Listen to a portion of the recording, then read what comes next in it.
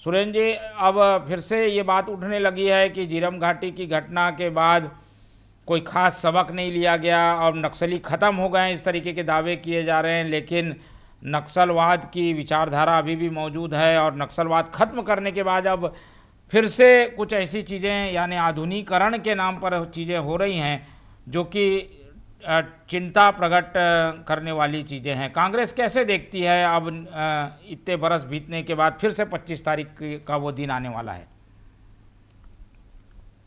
देखो मोहन भाई, ऐसा है, ये 25 मई का जब समय आता है, खास तौर से 23, 24, 25 और यहाँ तक कि 26 तारीख तक, तो आमतौर पर ये देखा गया है कि हमारे जख्मों को फिर से कुरेदा जाता है। आज हम उस दर्दनाक परिस्थिति को ध्यान देते हैं तो एक बात समझ में आती है कि मतलब जिस तरह से घटनाएं घटी और जिस तरह से किसी तरह से बड़े बड़े हमारे नेता वहां शहीद हो गए, किसी तरह हम लोग जान बच गई, भगवान की कृपा थी। मगर ये जो झीरम घाटी के अपराध का मुद्दा जो है, ये टेनिस बॉल बन के रहे। कभी इधर से उधर उछाला जाता है, कभी उधर से इधर उछाला जाता है। कांग्रेस की सरकार भी रही 5 साल, 5 साल भारतीय जनता पार्टी की सरकार रही।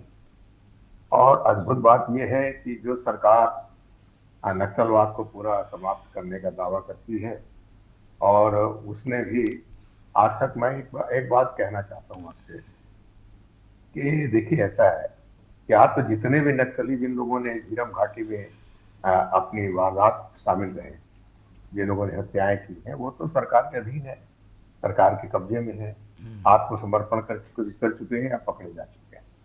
इसलिए इस रहस्य से पर्दा हटाना सरकार की अगर इच्छा हो तो कोई बहुत बड़ी बात नहीं। जिन लोगों ने बड़े बड़े हत्याकांड को स्वीकार कर लिया, बड़े बड़े कत्ल को और नक्सलवाद की घटनाओं को स्वीकार करके वो मुक्ति पा चुके हैं आत्मसमर्पण करने के बाद, तो क्या वो झीरम की जो सच्चाई है उसको नहीं बता सकते क्या? सरकार इस बात को जानने की कोशिश क्यों नहीं करती? भारतीय जनता पार्टी ने हमेशा से इसको मुद्दा बनाए रखने का प्रयास किया है। कांग्रेस की सरकार जब थी तो कांग्रेस सरकार ने कुछ प्रयास किए, सीबीआई की जांच को रोड़ा अटकाने का काम भारतीय जनता पार्टी ने किया, एसआईटी के गठन को रोकने का काम भारतीय जनता पार्टी ने किया, अदालत में गए तो उसमें उसमें रोक लगाने का काम भारतीय जनता पार्टी ने किया। और ये हमेशा ये कहते रहे कि भूपेश बघेल जी तो कहते हैं कि सबूत मेरे जेब में है। तो भाई, सबूत उनके जेब में था, नहीं निकला तो अब तो आपकी सरकार है। जितने भी हत्यारे हैं झीरम के, वो तो आपके कैद में है। वो सबूत भले उनकी जेब से नहीं निकले, आपके कैद में जो लोग हैं उससे सच्चाई तो बुलवा सकते हैं आप। इस बात को पता लगाने की कोशिश करना चाहिए। और ये एक बड़ा संवेदनशील विषय है, और ऐसे संवेदनशील विषय में 13 साल से सिर्फ राजनीति हो रही है।